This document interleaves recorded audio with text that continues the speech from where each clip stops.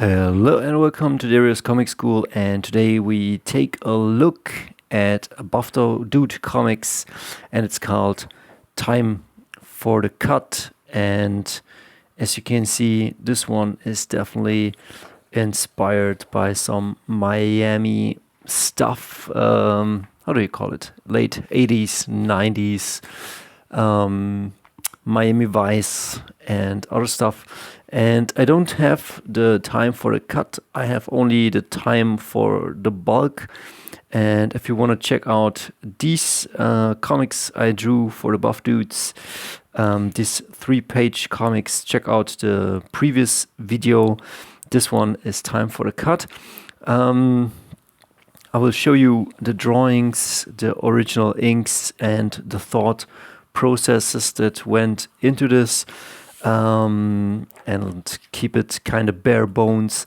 I got also some references. At that time, I was looking at John Romita Jr. stuff, and so I thought, okay, maybe I can implement some of his stuff into my comics, and I think that's how you learn. I think musicians do it that way, and artists do it that way.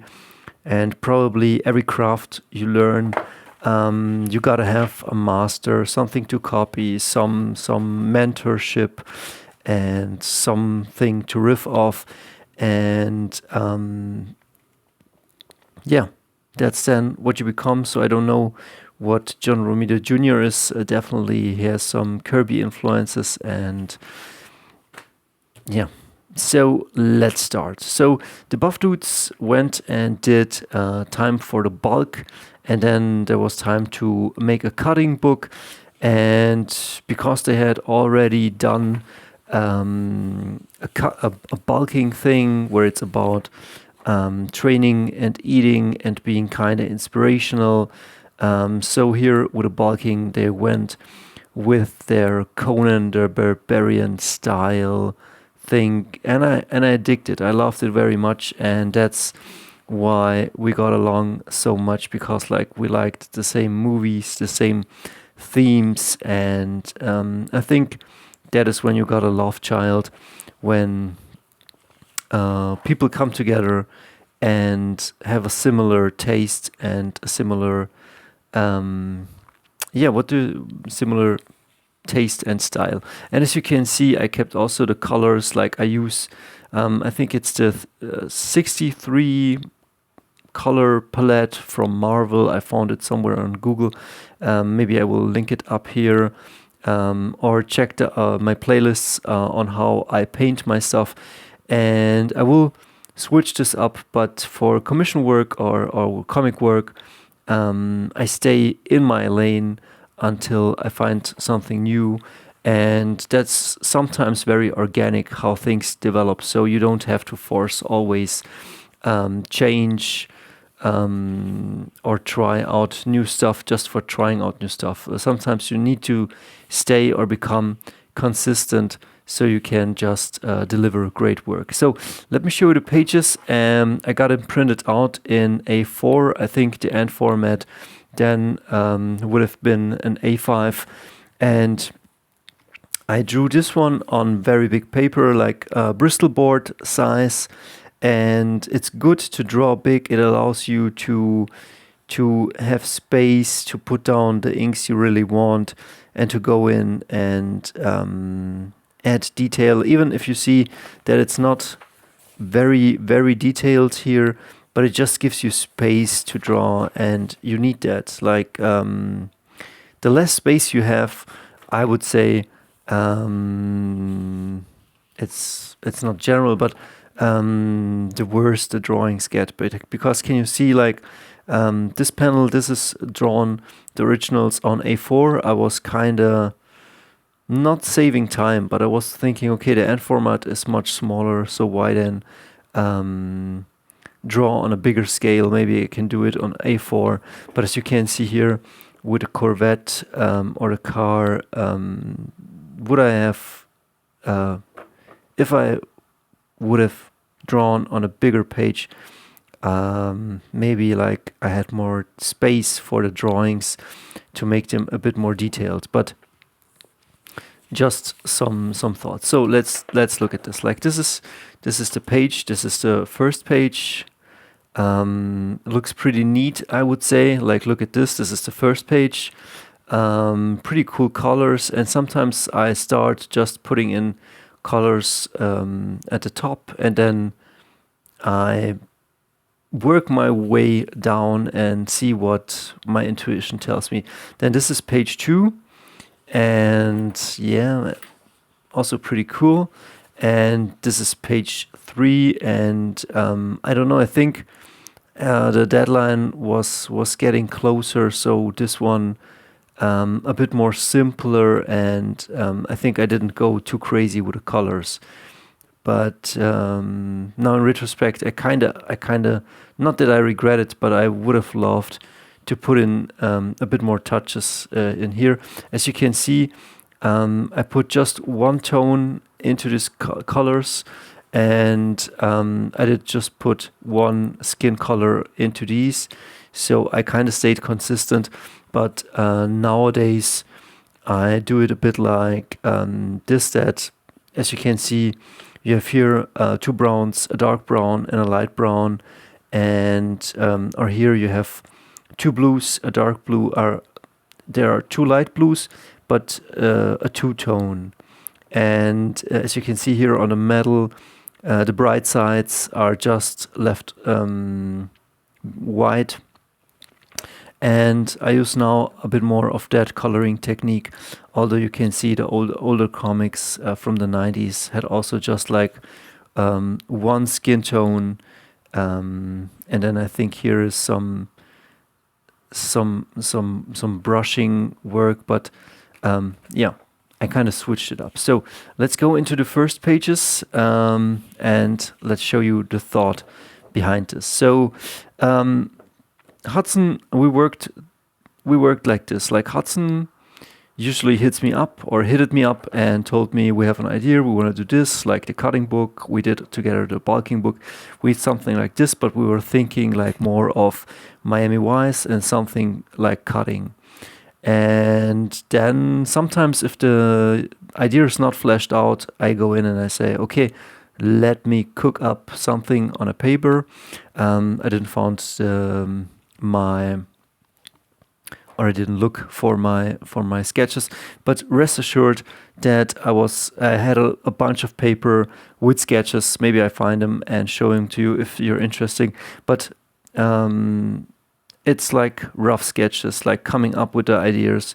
Like, okay, we have a car, we have something, and then something with a suitcase shows up. And I was looking here at a John Romita Jr. Spider-Man, some mobster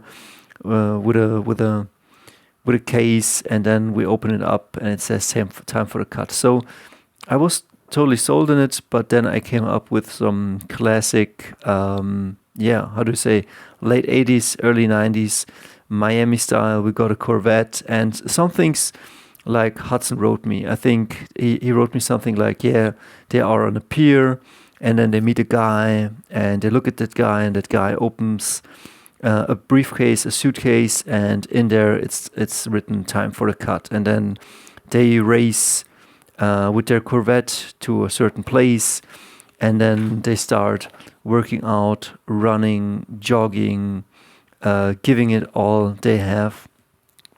And of course here 2 times running or cardio, because like they're cutting, and then they're on a speedboat, something like this, and then they meet again on the pier, and then they have done it. They're pretty ripped.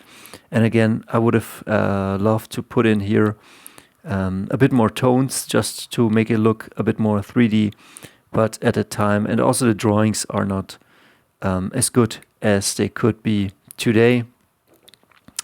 Maybe this would be a cool thumbnail, but we'll see. We'll see. So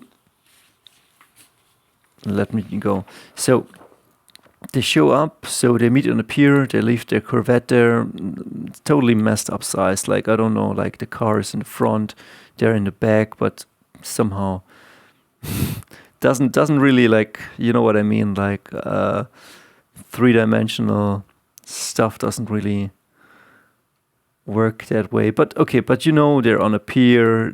We have a sea. We have some city in the background, some palms, a beautiful sun, the beach, a beautiful scenery. I would draw this a bit better today, but I'm still kind of proud of it. Just the feel, and then the colors I put in. That's some very light green, some rosé tones and purples, like very moody, very moody. And then they meet this guy, and he has this suitcase, and he has this beautiful palms on his shirt, and the cityscape reflecting in his glasses. But yeah, kind of John Romita's junior style. And then I put the BuffDudes, BuffDude Brandon and BuffDude Hudson. Hudson is a bit more pale, and I would say, Brandon is a bit more tanned. So I gave him the pale tone and the tan tone and the way they look, and then I put them into kind of like Miami Vice attires, and so they look. He takes down his shades a bit, and then this guy opens up the suitcase. We see a finger again. I would have drawn this a bit better, but I think I was just copying or referencing just my finger or this finger. As you can see, like almost like, I don't know how, but maybe I made a picture of my hand, and I just referenced that in. And in my head, the sound word was chiklak, and then the suitcase, briefcase opens up, and then in a totally different color, time for the cut, so that it stands out. As you can see, it doesn't really fit in, so it stands out. It breaks the beat, and also like I like how they are a bit more down and left to right. And as you can see, the camera angles, we're guiding the eye.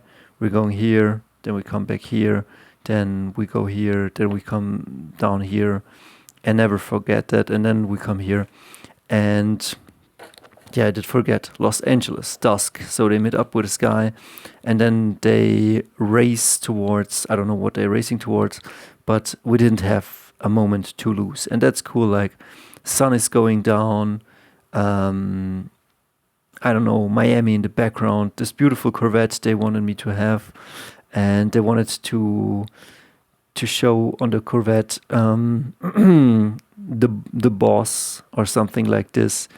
And I had tons of fun. And as you can see, like, this is just white and then a gray for the shadows, and different blues here for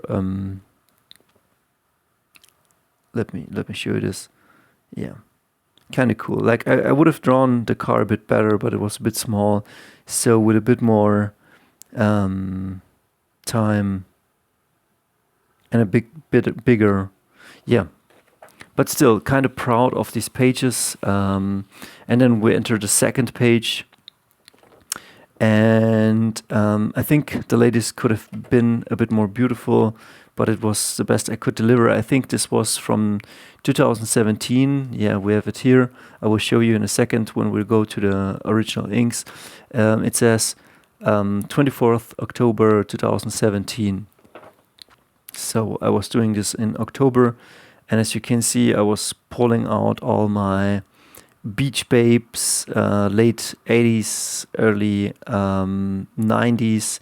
And they got Daisy Dukes and beautiful aesthetics butts showing out of this. And yeah, just always the sun going down. These trainers, I think I got from some Sylvester Stallone stuff. The bandana, pretty classic. I kind of love the vibe. Again, I would have loved to draw better, but this was the best I could do at this time. And it's kind of like, yeah. But still, still proud of these. And then here, I clearly no idea how the muscles connect, but I wanted to have this guy, Brandon, training so hard, and his lips like this. Like, this is epic, like, this is beautiful. I don't know where I stole it from or how I got it, but the way the hair flows, the glasses, this black silhouettes with the pink, and he lifting the weights and his biceps exploding, like really, really epic angle. The anatomy, I think, is not correct on this one, but just the feel is great, and I love it. Like, just pretty proud of these pages, even though it could have been better, but this was the best I could do at this time. Like, look at this. Like, I could look at this all day long. And then I was looking at some Sylvester Stallone driving in the night at Rocky 4, and so they say it was time to push it to the limit, and that's just all the text we have. But the text kind of guides us, guides our eyes. We see the page here, then we come down here, then we go here, then we go to the biceps. The biceps brings us back here, and then we go down here, and then again back here. And pretty experimental page layouts. I love the panels. As you can see, we got a Hudson driving at night, in a lone summer night, probably with Bryan Adams. I'm gonna run to you at radio, and you can see here he's going 140 miles per hour, and the fuel is full. And well, not the best hand, probably my hand. I definitely, as you can see, looks like my hand. I was definitely referencing it and then grabbing the steering wheel, and I love, like, really the colors and the idea of it, and that we got a pretty moody, that just the coloring and how it looks. We'll see it, the inks, how they are, but you see here the glass, the city streets, some side of the road, like a beautiful idea, even if not executed like at the best, but I did give my best to make these pages, and that's all you can do while you work a project. And here, I think this one I was referencing a John Romita Jr. pose, how the Punisher was walking or running, or Cable. I think I have it even in this comic. I don't know, can I find it? But I don't know if I had a certain upper body. I think it was just the bear pose, and that's okay. I mean, how do you expect? Like, look at this. Is it this? Let's see. Yeah, I think, like, can you see, like, the pose? I kind of stole it, but again, you cannot really say stealing, because, like, they look now very different. Let me zoom in with my nose. Okay. Can we get this sharp, please? Can you see? Like, it's definitely the pose, but I made it my own. And I tried to understand the anatomy. As you can see, it's not the same. He moves a bit differently, but that's what you gotta do sometimes.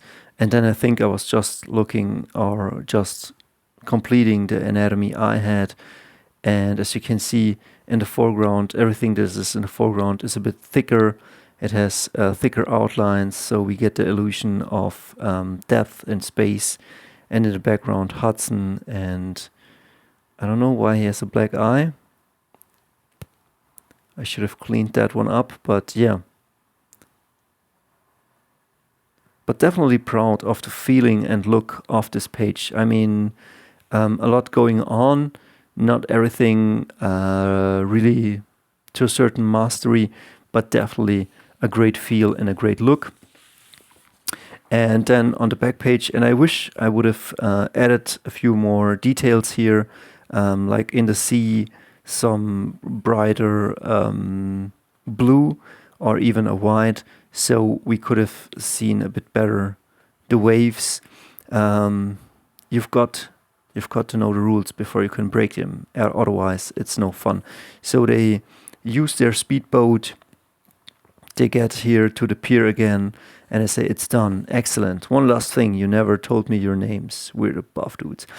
The story pretty much doesn't make any sense, but it doesn't have to. Like, I mean, look at these pages. I mean, they just kick ass, and that's all you gotta do. And then ideally, a good story would be fun. But for stuff like this is just like for fun and to get a feeling right. And that's totally okay. So they're racing on a speedboat, as you can see, like pretty funny. And I think this is a speedboat from Miami Vice, so I was referencing all of the good stuff.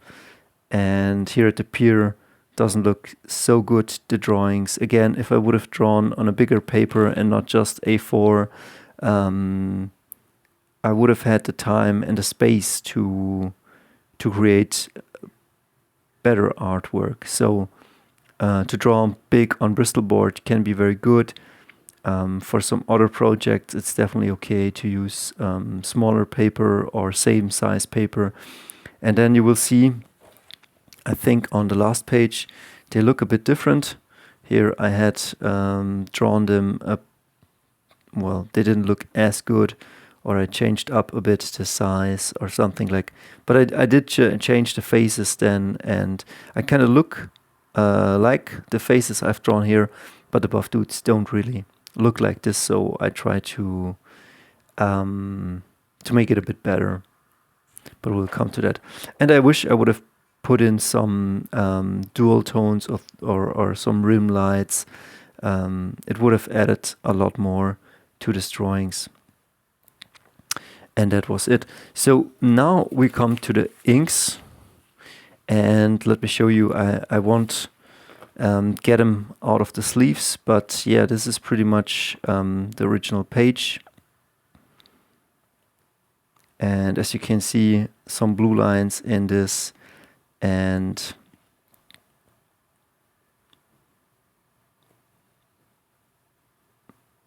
yeah. And maybe probably here and there I improved something in Photoshop, so I took probably some of the inks and improved some of it, and yeah, but as you can see, bare bones, great planning, execution as good as I could do it. I like pretty much this panel. It feels really, really good. And this one too. And you gotta leave space for the colors. Like you can, as you can see, you can leave a lot of space for colors, and it will fill then up the page and make it feel like very alive, as you can see here. And yeah, and that's pretty much all I wanted to show you. Like, look how amazing this looks with colors filled in. Yeah. So I'll leave you, and we'll see us to the next video. See ya.